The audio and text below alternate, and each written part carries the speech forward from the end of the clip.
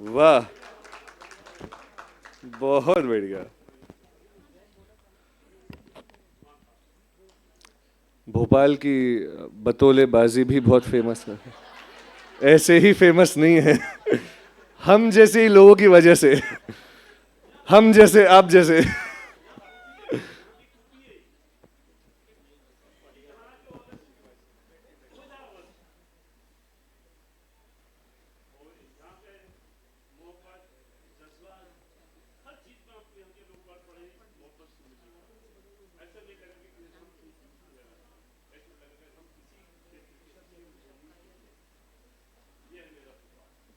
आहा।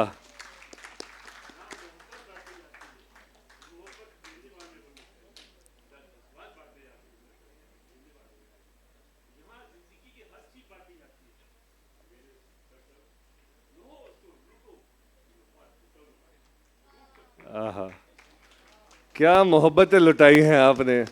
सारी मोहब्बत आपकी बाहों में ही नजर आ रही है मुझे। यही तो खूबी है, दिल लग जाता है।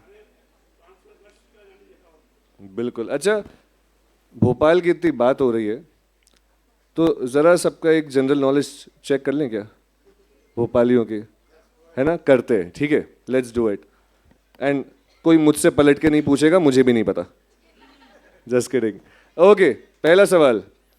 भोपाल की 5 झीलों के नाम। सबसे पहले हाथ कौन खड़ा करेगा? वहां से हाथ खड़ा हुआ है। हाँ, वहीं से खड़े होके बता दीजिए 5 झीलों का नाम। शाहपुरा लेक। हाँ, और बस बड़ा तालाब और छोटा तालाब, ये हो गया। बस सबको यही पता है। मोतिया तालाब, बहुत बढ़िया। एक और? अदाई खेड़ा। हाँ, सारा खारा पानी। अच्छा, सारा पानी, ओह ये तो मुझे भी नहीं पता। पिपलानी के पास। अच्छा, तो ये झील है या एक बस कुआं है? बीएचएल की झील, ओके, ये तो मुझे भी नहीं पता था। हाँ, बोलिए बोलिए। कलियासोत। हाँ हाँ, वहां पे तो आपको झील के साथ मगरमच्छ भी मिलते हैं। जी जी, बहुत बढ़िया। ये हुई ना बात। तालियां जोरदार सभी के लिए। जिन्होंने सबसे पहले जवाब दिया था, आपको प्राइज में मिलती हैं बहुत सारी दुआएं। यस, वो ही हम अभी दे सकते हैं। अच्छा, दूसरा सवाल। भोपाल के, जिनके साथ शुरू करना है बस वो आ ही रही हैं, तैयारियां चल रही हैं, वरना मैं तो कर ही देता। दूसरा सवाल। भोपाल के 5 पुराने हिस्टोरिक मॉन्यूमेंट्स का नाम बताइए। वहां से हाथ खड़ा हुआ है सबसे पहले। खड़े हो, खड़े हो, खड़े हो जाओ मेरे भाई। नाम? ताजमहल। हाँ, कितने लोगों को पता है भोपाल में भी एक ताजमहल है? कितने लोगों ने देखा है? हाँ, उसके लिए परमिशन चाहिए पड़ती है ना।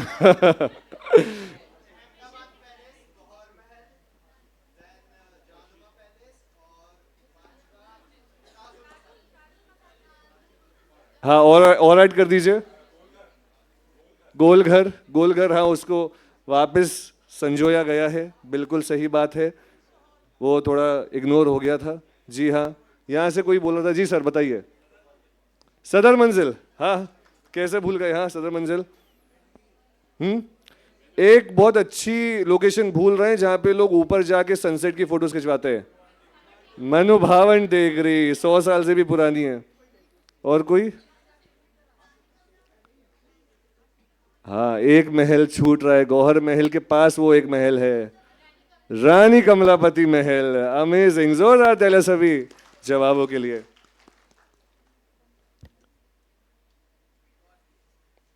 एक और सवाल, एक और लोकेशन। लोकेशन बताना है, सवाल पूछूं मैं? चलिए चलिए, एक और पूछता हूं। भोपाल को आजादी किस दिन मिली थी और कौन से सन में मिली थी? हाथ हाथ खड़ा करेंगे। वहां से हाथ खड़ा हुआ, बट इसने पूछा था सवाल। हाँ, बताओ जरा, आपको सवाल चाहिए था, बताइए। 1967, ओ भाई। कौन से जमाने में जी रहे हो आप, उसी जमाने में? कोई और कौन बताएगा? जी sir. 1949 is the correct answer. जिसने डेट सही बता दी उसको झप्पी।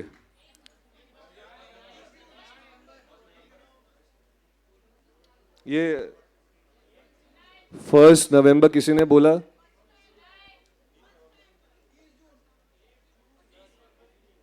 इक्कीस तो नहीं थी, तारीख तो एक ही थी। ये 30 फरवरी वाले को बाहर निकालिए प्लीज। 1 जून किसने बोला था? That's the correct answer. यहाँ पे और भी ज्यादा विद्वान लोग हैं जो ज्यादा अच्छे तरीके से वो बताएंगे, पर अगर संक्षिप्त में बोलूँ तो उस दिन भारत के मतलब आज़ाद भारत में भोपाल की रियासत जुड़ गई थी। बहुत बढ़िया, बहुत बढ़िया। अच्छा लग रहा है आप सभी से बात करके। बस अगर किसी को मौका ना मिले तो कोई कुछ फेंकेगा नहीं, क्योंकि जो लोग 2-3 दिन से लगातार आ रहे हैं, कुछ कुछ लोग थोड़े खफा चल रहे हैं, मुझसे तो खासकर।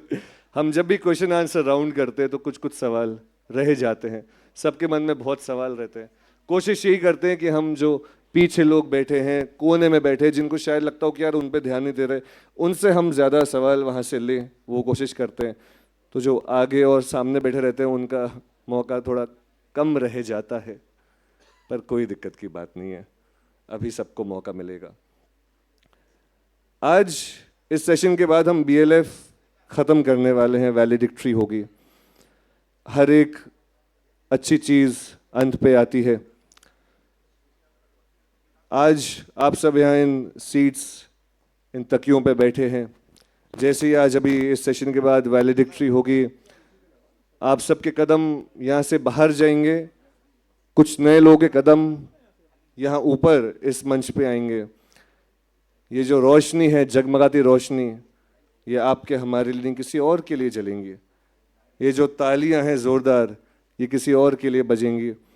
इस मंच पे, यहाँ पे और नई आवाज़ें आएंगी और बेहतर ही आएंगी।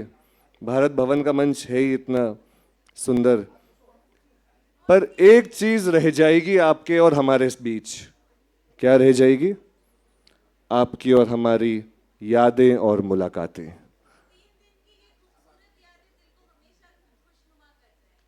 बिल्कुल कर जाएंगी, ये हमारे बीच रह जाएंगी। क्योंकि मैं ये नहीं मानता बस हमने यहाँ पे, कोई मुझसे कह रहा था यहाँ पे आके नेटवर्किंग अच्छी हो जाती है। तो मैंने उनको बोला, मैंने कहा नहीं, मैं बोल लूँ। मैंने कहा नहीं, नेटवर्किंग अच्छी नहीं होती यहाँ पे आके। 3 दिन में, मैं 6 साल से बीएलएफ का हिस्सा हूँ, ये मेरी खुशकिस्मती है। और बहुत सारे लोग तो 8 साल से, 8 एडिशन से आ रहे। तो मैं ये कहता हूँ यहाँ पे आके नेटवर्किंग नहीं होती, यहाँ पे आके रिश्ते बन जाते हैं, अटूट रिश्ते। इस पे तालियां बजनी चाहिए। ओके, अब मुझे लग रहा है कि थोड़ा सा साउंड चेक करेंगे। तैयारियां सेट हैं, बस 2 मिनट का इंतजार और मैं अपनी जगह वापस लूंगा, ताकि हम प्रेजेंटेशन में जो भी साउंड चेक होना है, प्रेजेंटेशन या जो भी मैनेजमेंट होना है, वो चेक आराम से हो, और उसके बाद हम सेशन की तरफ बढ़ेंगे।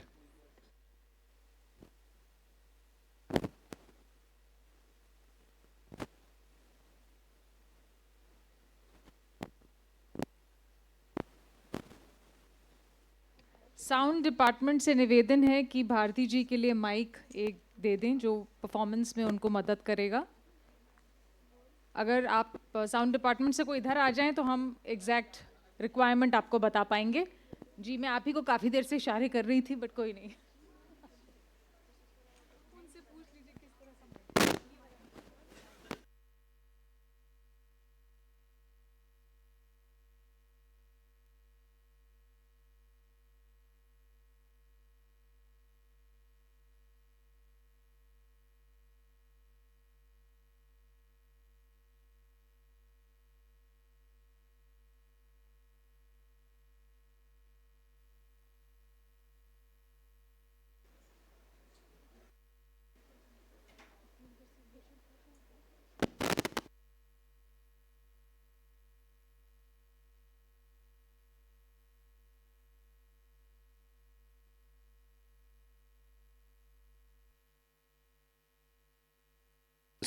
टेक्निकल ग्लिच की वजह से थोड़ा समय लग रहा है, इसलिए मैं माफ़ी चाहूँगा आप सभी से। मैं एक चीज़ और बताना चाहूँगा, ये जो प्ले आप स्टोरी टेलिंग देखने वाले हैं, ये लिखा गया है डॉक्टर नुसरत मेहदी द्वारा। वो यहाँ पे उनके लिए तालियां होनी चाहिए ज़ोरदार। उर्दू एकेडमी का चेहरा हैं और वरिष्ठ पत्रकार रही हैं आप, और जितने भी पढ़ने वाले हैं, सुनने वाले हैं, आप वो सब आपको पहचानते ही हैं, तो आपका बहुत बहुत स्वागत। इनके द्वारा लिखा गया है, वही हम यहाँ पे देखने वाले हैं।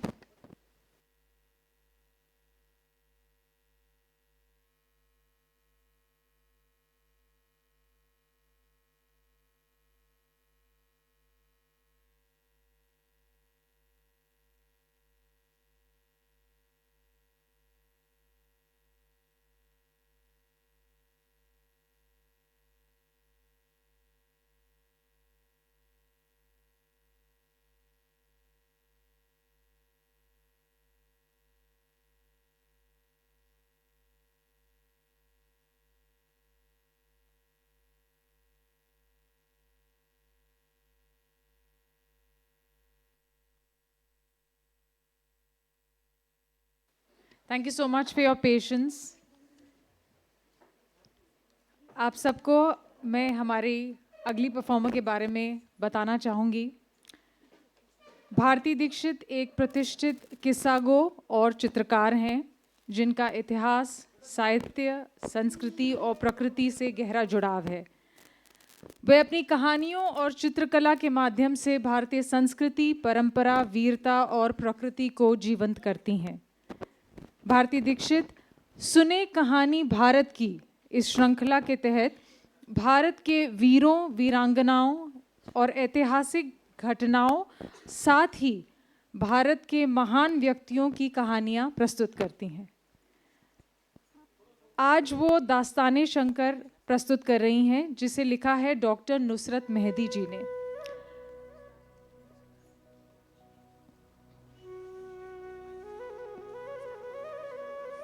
डॉक्टर नुसरत मेहदी समकालीन हिंदू उर्दू साहित्य की प्रख्यात लेखिका, कवयित्री और चिंतक हैं।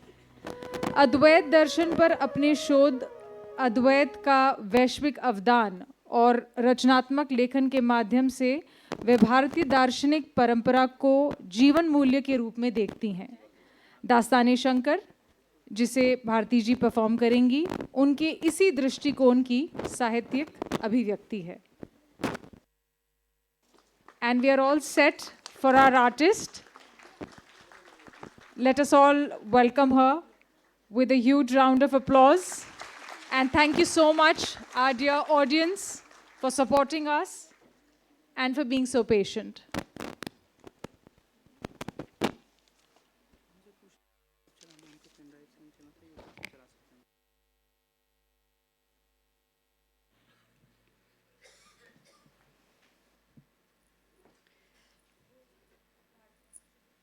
Yeah, start.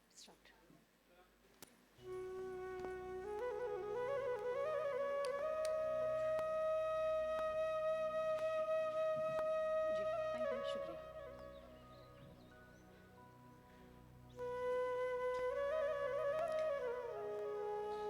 भोपाल साहित्य और के इस महोत्सव में आप सभी का स्वागत है। आपके समक्ष प्रस्तुत है दास्ताने शंकर, आदि शंकराचार्य की जीवन गाथा, जिसे लिखा है नुसरत मेहदी जी ने। साउंड थोड़ा सा कम करिए और इसको बस ठीक है। दास्ताने शंकर, आदि शंकराचार्य की जीवन गाथा। सुनिए एक ऐसी रूहानी दास्तान जहां ज्ञान है, भक्ति है, एकात्म का वो उजाला है जिसने सदियों से अंधेरे में डूबी हुई भारत की चेतना को जगाया है। यानी महाज्ञानी आदि शंकराचार्य की कथा। कहते हैं कि जब धर्म सो जाए और अधर्म जाग जाए, तब कहीं कोई पुकार उठती है और धरती पर अवतार जन्म लेते हैं। ऐसा ही एक समय था। केरल की पावन भूमि कालड़ी में और ऐसे में निरवरात्रि में एक युगल शिव भक्त, शिव गुरु और आर्यम्मा पुत्र की कामना में कठोर तपस्या कर रहे थे। अंततः भगवान शिव प्रकट हुए और बोले, दो विकल्प है।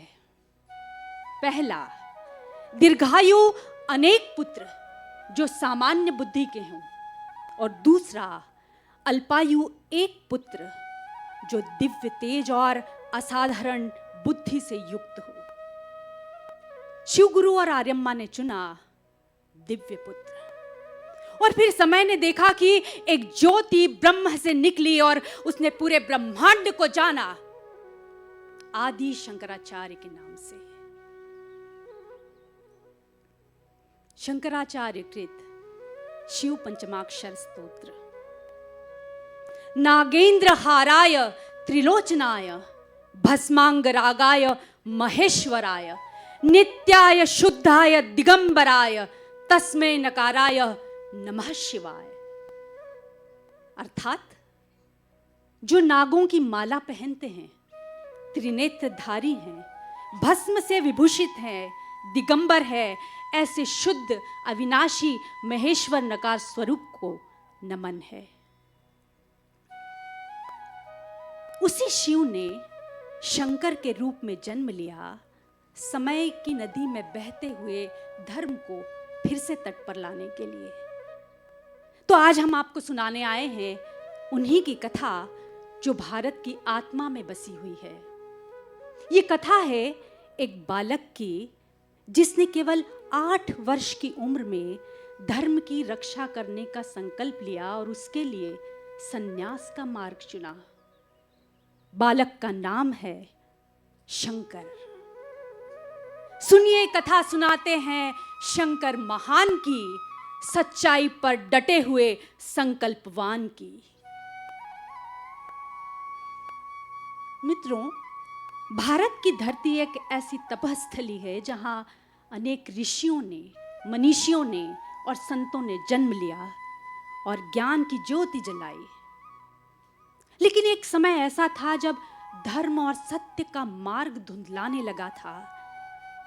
धर्म संकट में था और लोग भ्रमित हो रहे थे और भारत को एक उद्धारक की प्रतीक्षा थी। हम सबको ये पता है कि भारत है बेमिसाल, उन्नत किया है विश्व में ऋषियों ने इसका भाल। लेकिन समय बदलते भी देखा है देश ने, संतों को अपने लड़ते भी देखा है देश ने।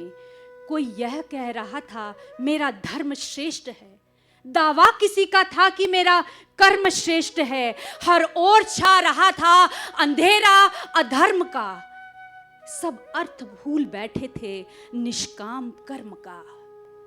केरल में कालड़ी को यह सम्मान मिल गया, शिव गुरु को, आर्यम्मा को वरदान मिल गया। ब्रह्मांड साक्षी बना शंकर के जन्म का, हर ओर मानो हो गया उद्घोष धर्म का।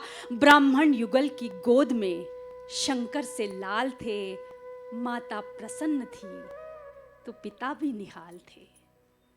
फिर यह हुआ कि ज्ञान के सागर के रूप में भगवान शिव जी आ गए, शंकर के रूप में भगवान शिव जी आ गए, शंकर के रूप में।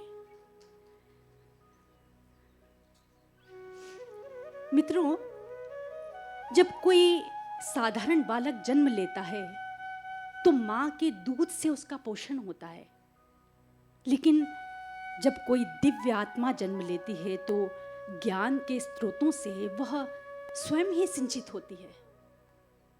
ऐसे ही पुण्य वातावरण में अद्भुत बालक के रूप में शंकर बड़े होने लगे। लेकिन उनका चित्त खेलों में कम, प्रश्न और ध्यान में अधिक रमा रहता। उनके पिता शिव गुरु ने उन्हें वेदों के बीज मंत्र दिए, परंतु नियति को कुछ और ही स्वीकार था। बालक शंकर का प्रथम बंधन टूटा। बाल्यकाल में ही उनके पिता का निधन हो गया।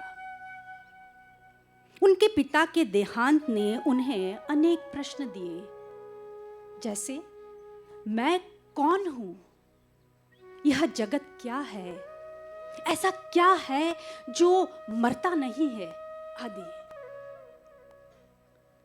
उनके पिता का वियोग उनके जीवन का पहला दर्शन था कि शरीर नश्वर है और आत्मा शाश्वत।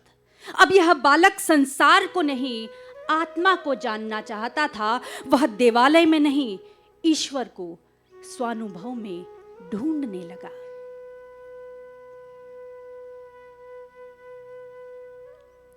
और इधर शिव गुरु के निधन के बाद आर्यम्मा को अकेले ही अपने इस असाधारण पुत्र को पालना था। और फिर प्रभु की इच्छा से छूटा पिता का साथ, शंकर ने बाल्यकाल में खोया पिता का साथ। दुख तो बड़ा था, फिर भी संभाला सुपुत्र को। आर्यम्मा ने अकेले ही पाला सुपुत्र को। मां ने शंकर को जीवन के कठिन रास्तों पर चलने की शिक्षा दी। इस प्रकार एक और मां के दिए गए संस्कार उन्हें जीवन में आगे बढ़ने की प्रेरणा दे रहे थे, तो वहीं शंकर का ध्यान आध्यात्म, साधना और ज्ञान की ओर बढ़ रहा था। संघर्षशील मां ने दिए ऐसे संस्कार कि बालक पे ज्ञान ध्यान के खुलने लगे थे द्वार। संस्कार उपनयन का भी संपन्न हो गया, स्पष्ट और हो गई आध्यात्म की दिशा। और यूं शंकर का दिव्य रूप अब झलकने लगा था। उनकी आंखों में वह तेज और आत्मविश्वास बढ़ने लगा था जो किसी साधारण बालक का नहीं हो सकता था। शंकर का दिव्य रूप झलकने लगा था, अब एक तेज नेत्रों से छलकने लगा था। अब शंकर को समष्टि में एक ब्रह्मा के व्याप्ति का आभास होने लगा और वे निरंतर ज्ञान प्राप्ति की ओर अग्रसर होने लगे।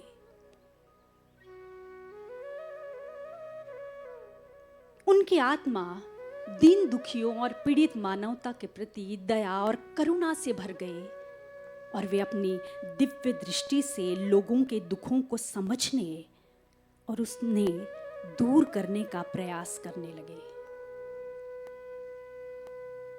ऐसे ही एक दिन बालक शंकर अपने ब्राह्मण गुरु के लिए भिक्षा मांगने निकले और किसी दरिद्र के द्वार पर जा पहुंचे। फिर यह हुआ कि दुखियों के उद्धार के लिए शंकर की दिव्यता ने चमत्कार भी किए। एक बार ब्रह्मचर्य की शिक्षा के मार्ग पर शंकर थे अग्रसर, कहीं भिक्षा के मार्ग पर पहुंचे किसी गरीब महिला के द्वार पर। कुछ भी नहीं था घर में, तो स्त्री ने हार कर एक आंवला बचा था तो ये कहकर दे दिया, शंकर को खाली हाथ मैं कैसे करूं विदा। शंकर द्रवित थे उसके दुखों से, अभाव से, फिर उस पे उसके त्याग से, भक्ति के भाव से करने लगे वे जाप कनकधारा मंत्र का और बस प्रभु कृपा से चमत्कार हो गया। शंकर ने लेख बदला किसी के नसीब का, सोने के आंवलों से भरा घर गरीब का। स्त्री ने दृश्य देखा तो श्रद्धा से नत हुई, शंकर के पांव छू लिए, भक्ति में रत हुई। शंकराचार्य कृत कनकधारा स्तोत्र। अंगम हरे पुलक भूषणमाश्रयन्ति भृंगांगनेव मुकुलाभरणं तमालम अंगीकृताखिल विभूतिर्पांगलीला मांगल्योदास्तु मम मंगल देवतायाः। अर्थात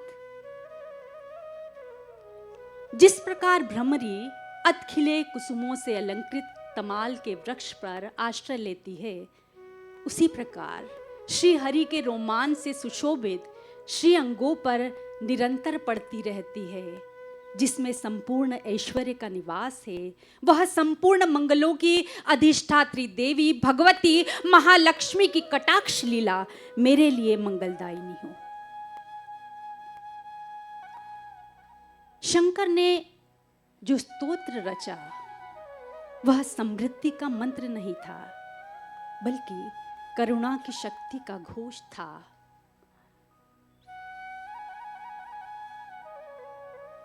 कनकधारा स्तोत्र देवी लक्ष्मी का स्मरण भर नहीं है, बल्कि वेदना से उपजा ऐसा भाव यज्ञ है जो यह दर्शाता है कि जब त्याग और श्रद्धा एक पल में जन्म लेते हैं तो ब्रह्मांड भी मौन रहकर सुनता है और झुकता है।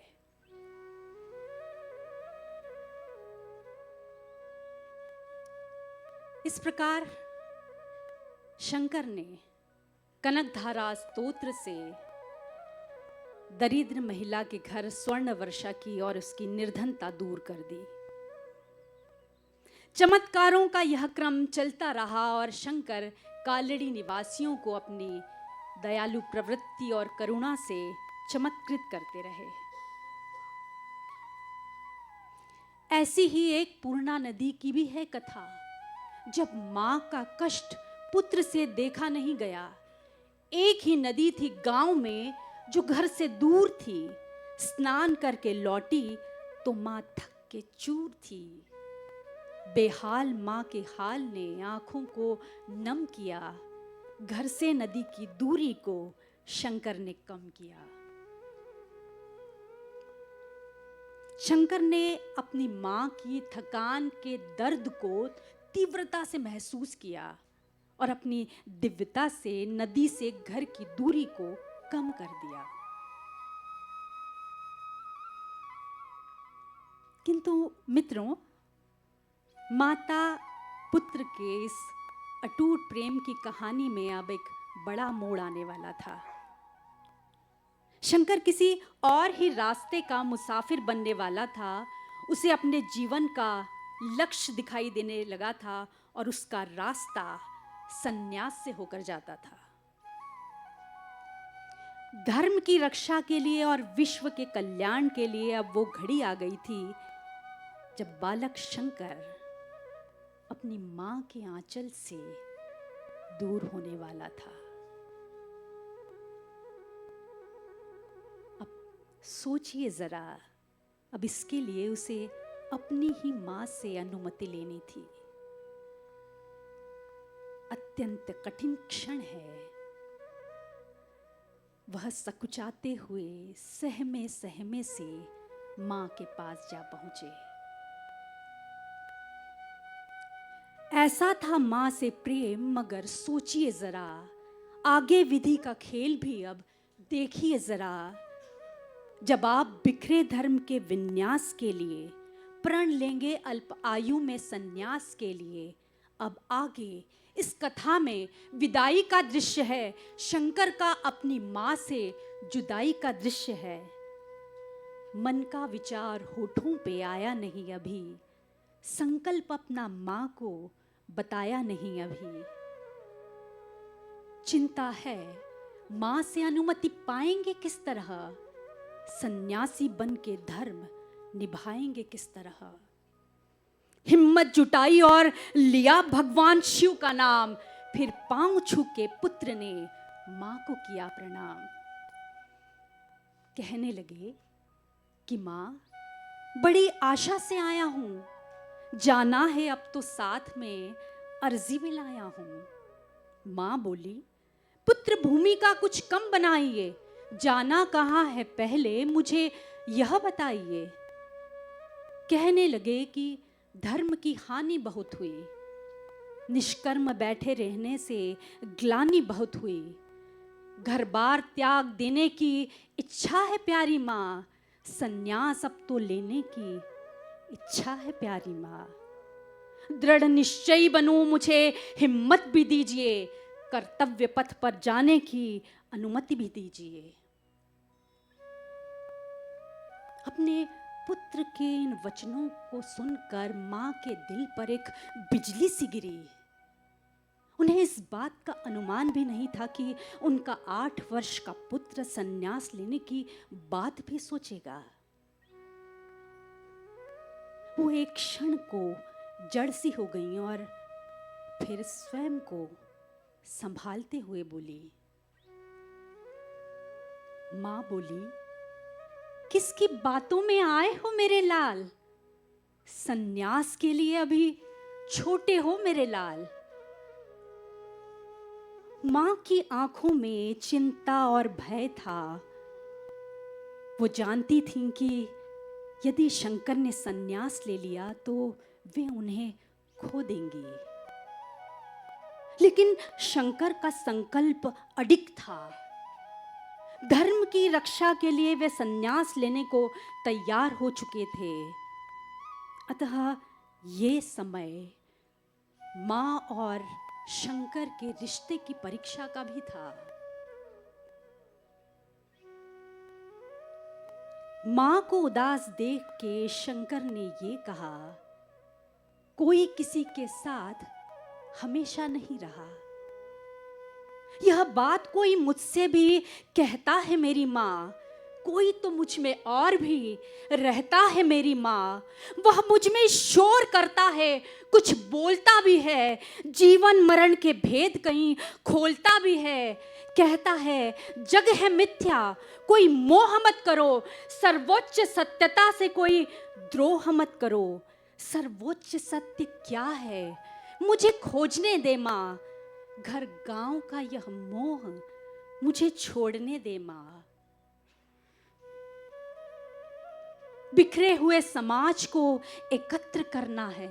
मानव को माया जाल से स्वतंत्र करना है। वेदों की उपनिषद की महत्ता बतानी है। अद्वैत की प्रतिष्ठा भी मुझको बचानी है। भौतिक जगत को लाना है आध्यात्म की तरफ, अर्थात द्वैत भाव से एकात्म की तरफ।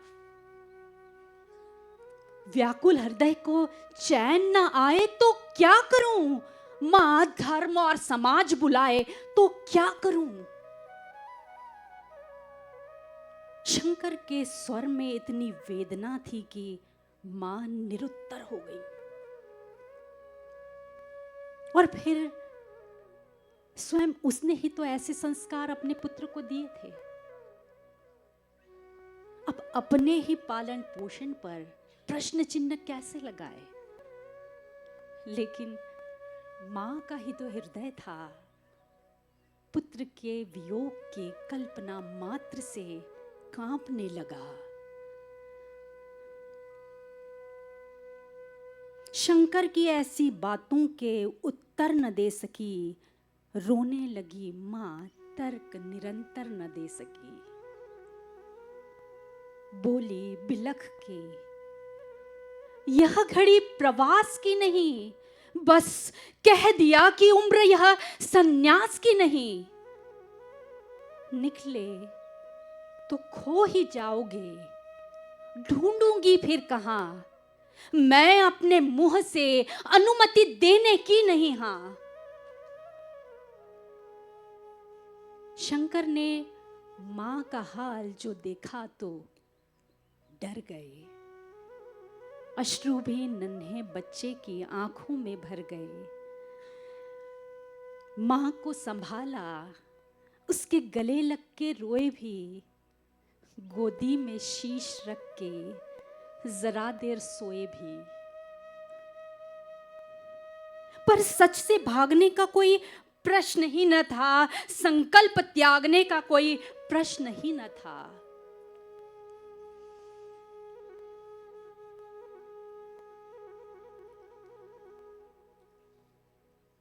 अब धर्म के मार्ग पर निकलने के लिए दृढ़ संकल्पित शंकर अपनी मां से अनुमति का हर उपाय सोचने लगे।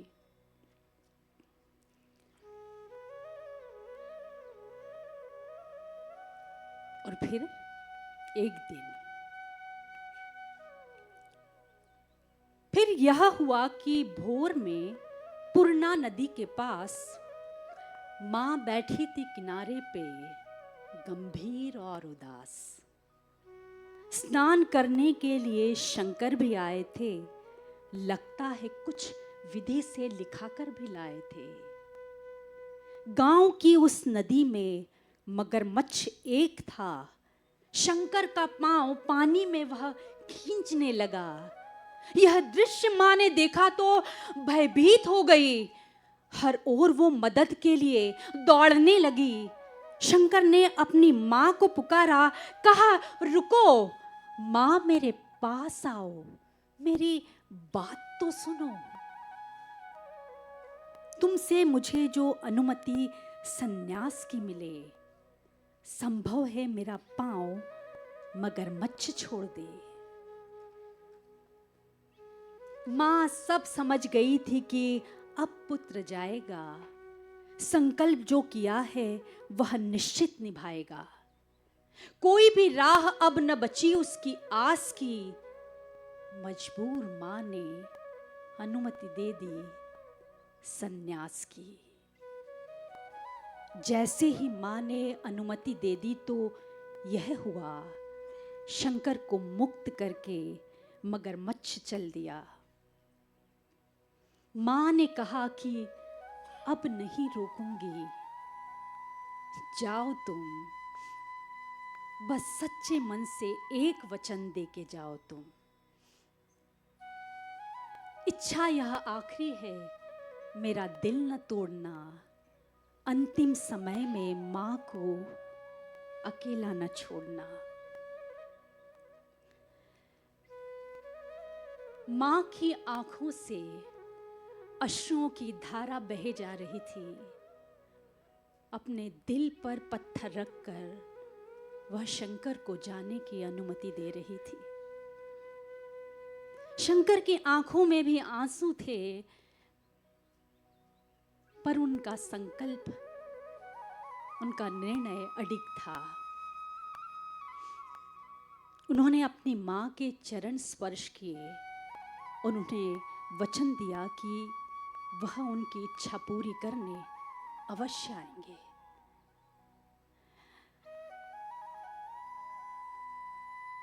किंतु क्या यह इतना सरल था?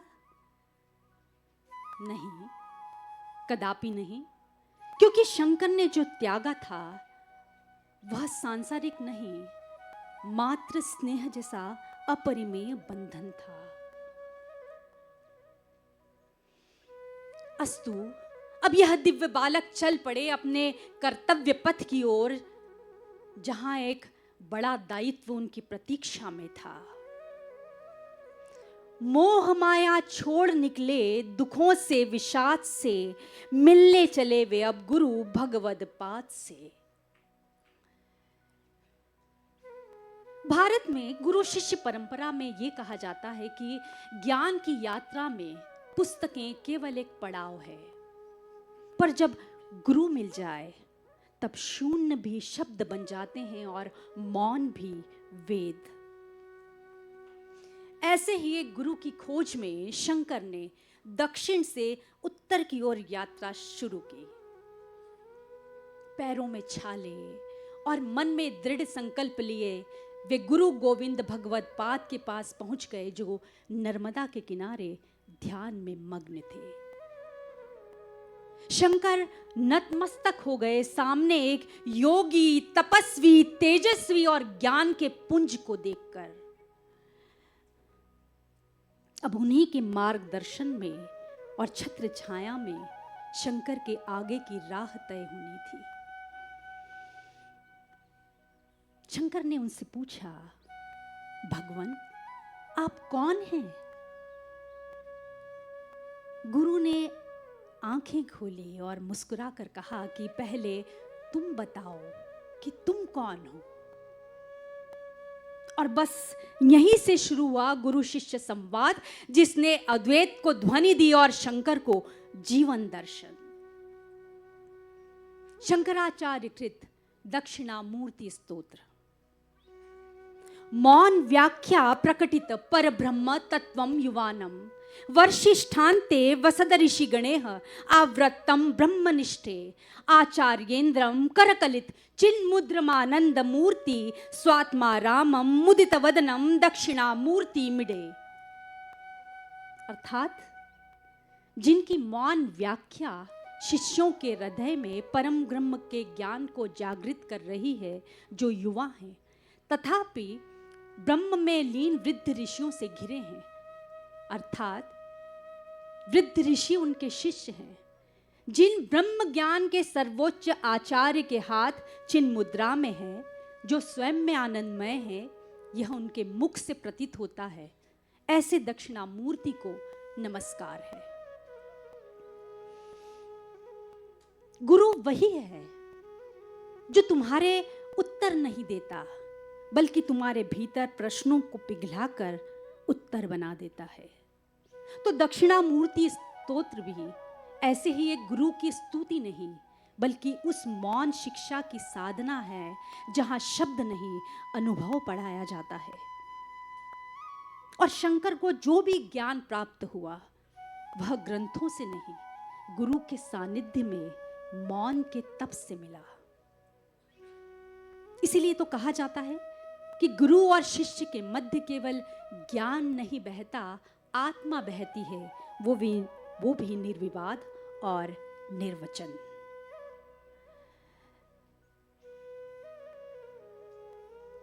गुरु से शिक्षा दीक्षा प्राप्त करने के बाद शंकर अब काशी से निकल पड़े धर्म और कर्तव्य के पथ पर और पहुंच गए विद्या की नगरी मिथिला में,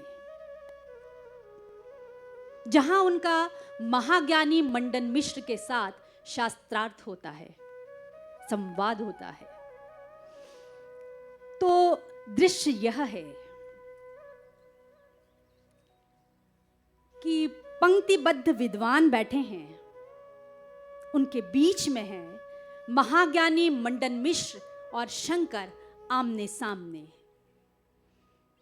मंडन मिश्र न्याय, मीमांसा और कर्मकांड के परम प्रतिपादक हैं, और उनके बीच में बैठी हैं मंडन मिश्र की विदुषी पत्नी उभय भारती, जो इस शास्त्रार्थ में निर्णायिका की भूमिका में है।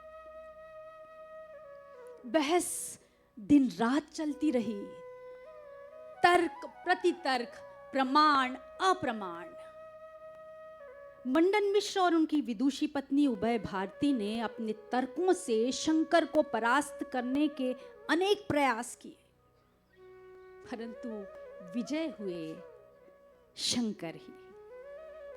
और फिर मंडन मिश्र बन गए शंकर के शिष्य और सपत्नीक जुट गए अद्वैत के प्रचार में।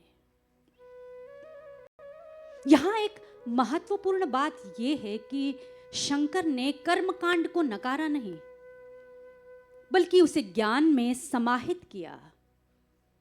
और ज्ञान के ऐसे स्वरूप को जब मंडन मिश्र जैसे कट्टर कर्मवादी स्वीकार करते, तब वहां तर्कों की विजय नहीं होती, बल्कि समाज में एकता और समरसता का बीजारोपण होता है। सच ही कहा है किसी ने कि सच्चा शास्त्रार्थ वही है जहां विरोधी विचार मरते नहीं, बल्कि मिलकर नया जीवन पाते हैं।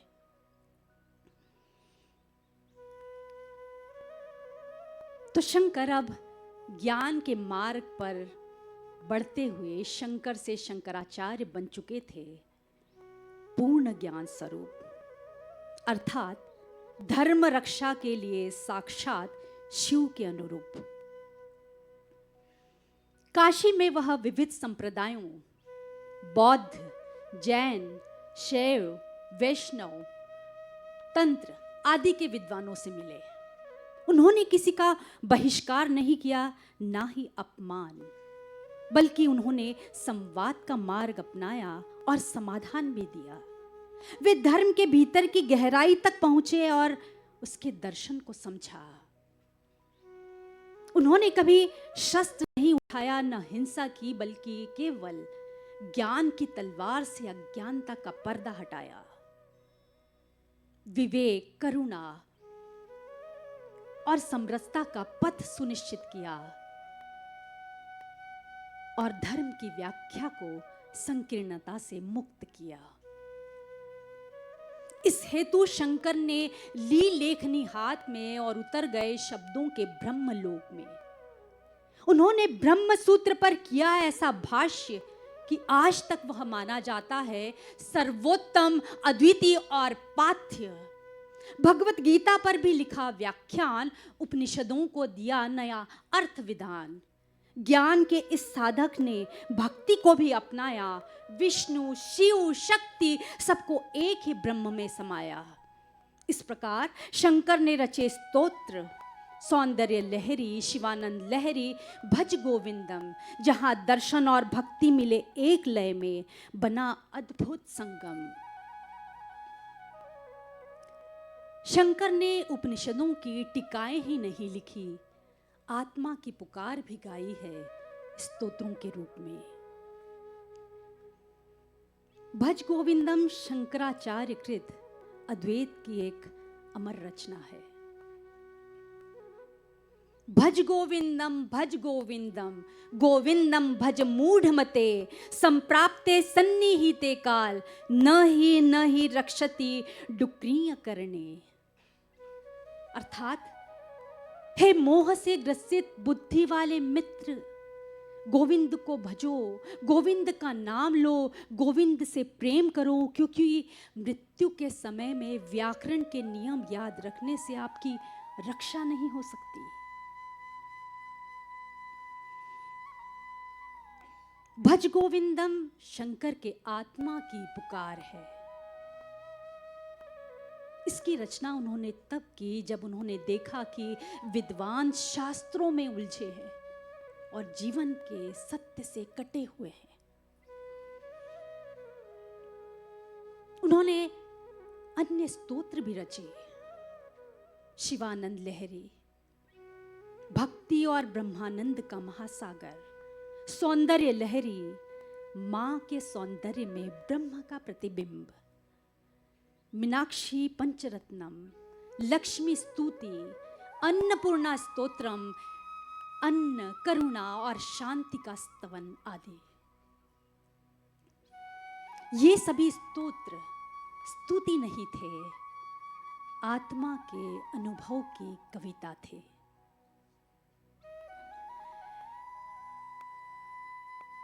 तो आइए अब कथा में हम आगे बढ़ते हैं। शंकर अब चारों दिशाओं में मठों की स्थापना करते हैं। अब वे सन्यासी से संस्थापक बनते हैं और भारत की चारों दिशाओं में अद्वैत का दीप जलाते हैं। मित्रों, जब हमारा शरीर चारों दिशाओं में घूमता है तब तीर्थ यात्रा होती है, लेकिन जब हमारी आत्मा घूमती है तब संस्कृति का पुनर्जन्म होता है। ज्ञान प्राप्ति के बाद शंकर अब प्रव्रजक सन्यासी नहीं, बल्कि भारत की आध्यात्मिक आत्मा के वाहक बन चुके थे और अब वे चारों दिशाओं में मठों की स्थापना करते हैं। उत्तर में ज्योतिर्मठ बद्रीनाथ, दक्षिण में श्रृंगेरी पीठ कर्नाटक, पूर्व में गोवर्धन पीठ पुरी और पश्चिम में शारदा मठ द्वारिका। ये केवल मठ नहीं थे, बल्कि भारत की आध्यात्मिक चेतना के केंद्र थे, जिसके माध्यम से एकम सत्यम, आत्मा और ब्रह्म की एकता हर दिशा में उद्घोषित हुई। ब्रह्मसूत्र भाष्य पर आधारित अद्वैत सिद्धांत एको ब्रह्मा अद्वितीयो नास्ति, अर्थात एक ही ब्रह्म है, दूसरा नहीं, और द्वैत केवल अज्ञान की रचना है का उद्घोष हुआ। शंकर ने अब इन चारों मठों में अपने 4 शिष्यों को नियुक्त किया ताकि वे पीठों को चलाएं और पीठों से आत्मज्ञान की ज्योति फैले।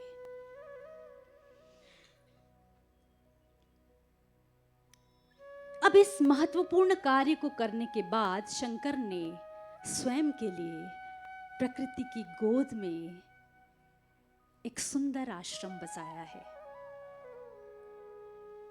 एक ऐसा आश्रम जहां वृक्षों के बीच फूलों के खुशबू और जहां की शांत वायु में गूंजते हैं वेदों के मंत्र। वहीं का दृश्य है। शंकर ध्यान मग्न बैठे हैं और उनके आसपास बैठे हैं चारों ओर उनके शिष्य, निश्चल, उत्सुक, शांति से भरे हुए। शंकर धीरे से आंखें खोलते हैं, अपने शिष्यों को देखते हैं और कहते हैं, आज हम अद्वैत वेदांत पर विचार करेंगे। अद्वैत यानी द्वैत नहीं, सब कुछ एक ही है। आत्मा और ब्रह्म में कोई भेद नहीं है।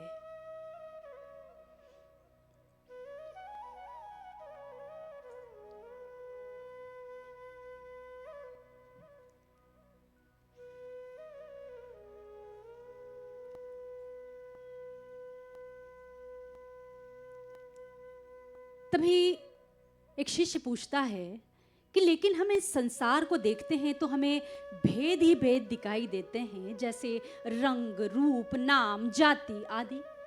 फिर इसमें एकता कहाँ है? शंकर कहते हैं कि यह विभाजन, यह भेदभाव माया है। जैसे धूप में पानी पर लहर लहर दिखाई देती है, पर वह एक भ्रम है। माया का पर्दा हटाओ तो जानोगे कि आत्मा और ब्रह्म अलग नहीं, एक ही है। तभी एक शिष्य कहता है, कोई उदाहरण दीजिए आचार्य। शंकर उदाहरण देते हैं, जैसे एक घड़ा है मिट्टी का, उसमें जल है। हम सोचते हैं कि घड़ा कुछ और, मिट्टी कुछ और, जल कुछ और, लेकिन दोनों में एक ही तत्व है, वो है मिट्टी। घड़ा टूटा, ब्रह्म टूटा, अब जल और मिट्टी में कोई भेद नहीं रहा। ऐसे ही आत्मा और ब्रह्म की एकता है। तभी एक शिष्य कहता है कि यह क्या आत्मज्ञान से ही हमें यह सत्य दिखाई देगा? शंकर कहते हैं, हाँ, जब मन शांत हो, इंद्रियां संयमित हो, स्वाध्याय और तप हो, तब आत्मा अपनी प्रकृति को पहचानती है, तब ब्रह्म ही सत्य दिखता है, बाकी सब माया। शंकराचार्य कृत निर्वाण षट्कम स्तोत्र। मनोबुद्ध अहंकार चित्तानि नाहम, न च श्रोत्र जिह्वे न च घ्राण नेत्रे, न च व्योम भूमिर न तेजो न वायु, चिदानंद रूपः शिवोहम शिवोहम। अर्थात ना तो मैं मन हूं, न बुद्धि, न अहंकार, न ही मैं सुनने, चखने, सूंघने या देखने की इंद्रियां हूं, न ही मैं आकाश हूं, न पृथ्वी, न ही वायु हूं, ना अग्नि। मैं हूं सदैव शुद्ध आनंदमयी चेतना। मैं शिव हूं, मैं शिव हूं सदैव शुद्ध आनंदमयी चेतना।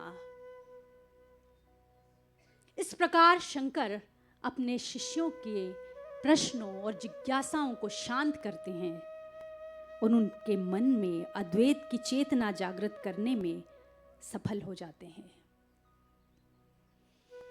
धीरे धीरे अब हर ओर शंकराचार्य और उनके अद्वैत की गूंज फैल चुकी थी और उनके शिष्य भारत के चारों कोने में अद्वैत का परचम फहरा रहे थे।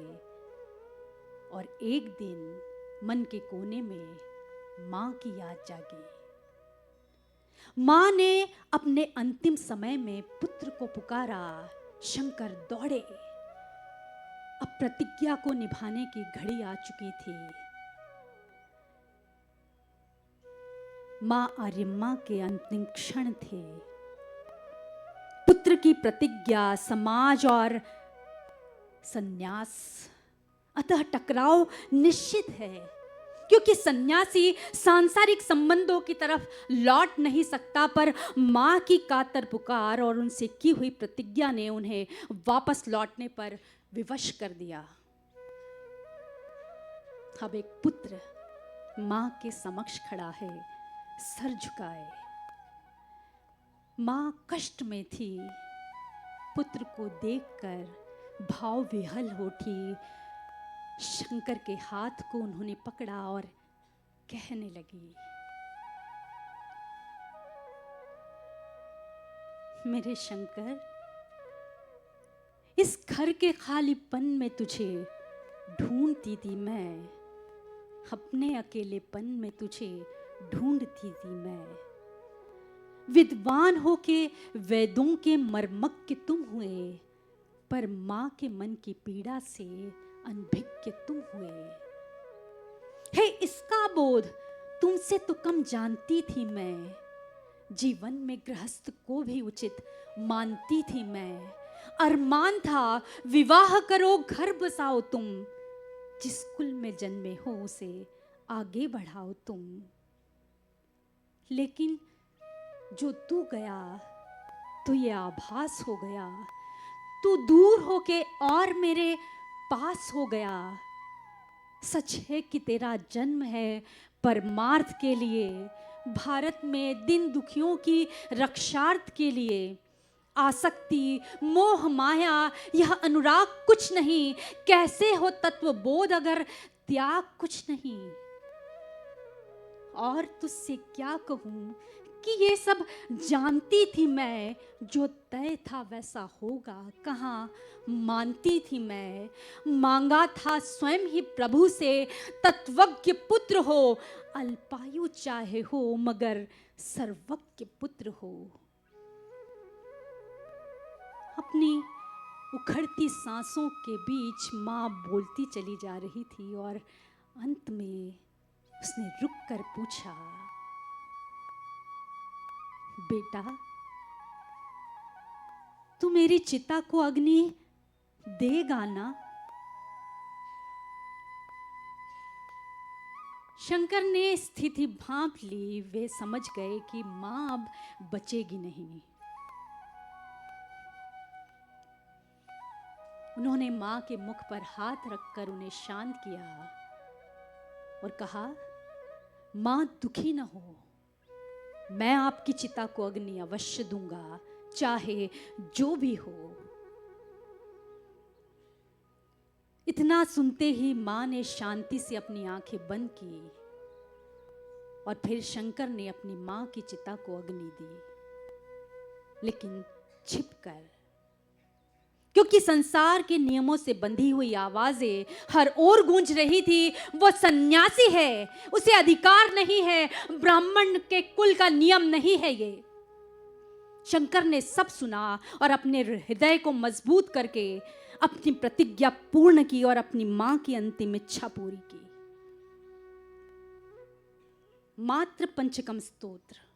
मातः सोहम उपस्थितोस्मि पुरतः पूर्व प्रतिज्ञान स्मरन प्रत्यश्रावी पुराहि तेन्ते समय प्राप्तुम समयम त ग्राह ग्रासम विषाद्या हनुमतस्तुर्याश्रमं प्राप्तवान यत् प्रत्येच समागतो हमदुना तस्ये जनन्ये नमः।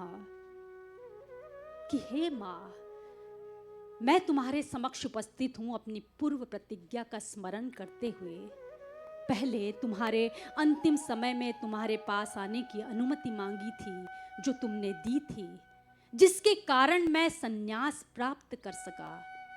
आज तुम्हारे प्रसन्नता के लिए मैं यहाँ उपस्थित हूँ।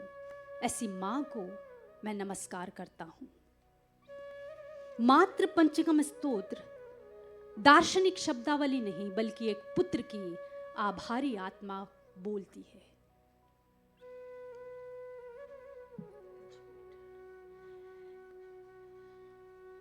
तो मां का अंतिम संस्कार करके शंकर अपने धर्म और कर्तव्य के पथ पर निकल पड़े। और अब वो समय आया जब शंकर अपने जीवन के अंतिम पड़ाव की ओर अग्रसर हुए, जहां जीवन और मरण के सारे बंधन शून्य हो जाते हैं। वे हिमालय के एकांत में विलीन हो गए ब्रह्म में, जैसे बूंद समाए सागर ने।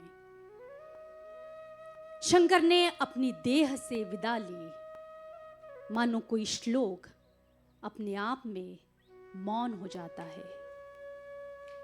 जो जन्म से पहले था, जो मृत्यु के बाद भी रहेगा, वही शंकर थे।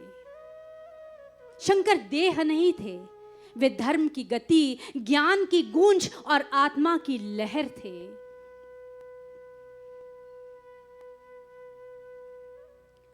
न च प्राण संज्ञो न वे पंच वायुः, न वा सप्त धातुः, न वा पंच कोशः, न वाक् पाणिपादं, न चोपस्थ पायु, चिदानंद रूपः शिवोहम शिवोहम।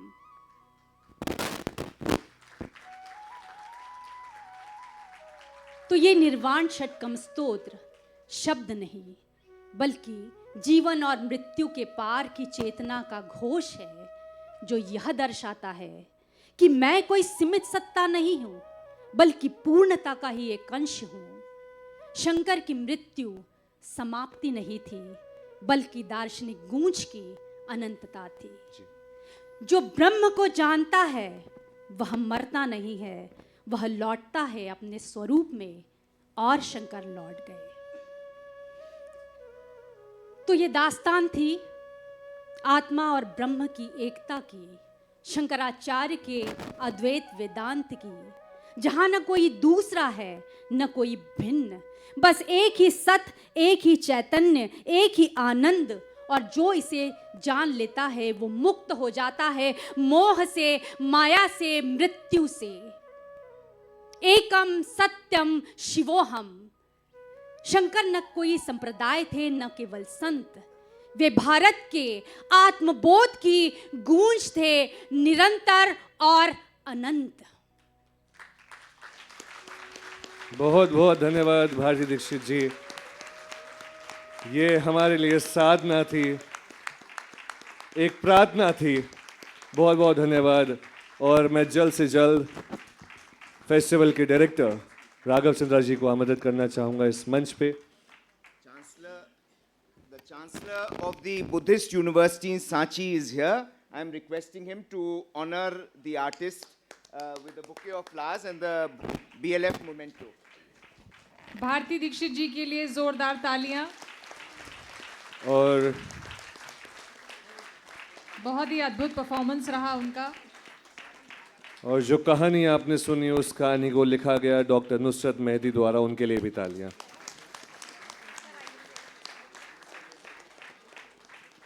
एक छोटा सा टोकन BLF की तरफ से हमारा आभार प्रकट करने के लिए भारती दीक्षित जी आपको, इट्स अ गोंड पेंटिंग जिसका टाइटल है छोटी सी लिटिल गोडलैया। Thank you so much everybody. इसी के साथ हम बढ़ेंगे वैलिडिक्ट्री की ओर। प्लीज़ बैठे रहिए, कहीं जाइएगा मत। 3 दिन आपने हमारे साथ बिताए हैं, 10 मिनट और सही।